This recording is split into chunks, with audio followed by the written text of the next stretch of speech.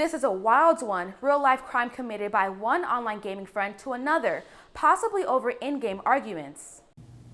Some things make you say,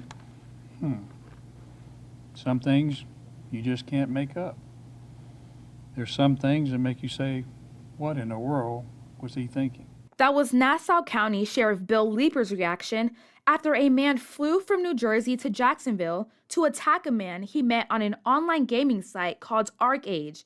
Authorities say when Edward King arrived, he purchased a hammer and a flashlight and went to the victim's home. The door of the home wasn't locked, so he walked in, waited for the victim to come out of the bathroom, and hits him in the head with a hammer, according to a police report. The victim started defending himself and screamed for help. The victim's stepdad heard the screaming, saw the altercation, helped the victim remove the hammer from King, and waited until the police arrived.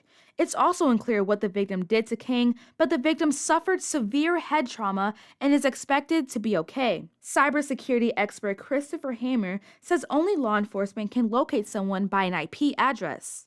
When the suspect left his house in New Jersey, he told his mother he was going to see somebody he'd known for a few years. So I suspect that they had a kind of an online relationship where they exchanged information and were aware of each other's location.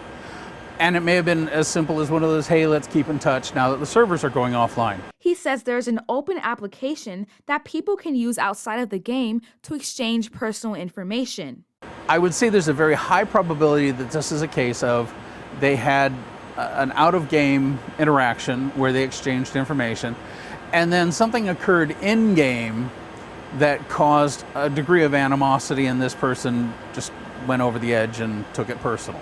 You really need to be careful about how much information you share when you're posting in the forums, when you're on the internet in some of the Reddit areas, and you need to be aware that not everybody on the internet is your friend. When it comes to signing up for games like this, Hamer recommends making a new account without connecting existing accounts like Facebook or Google.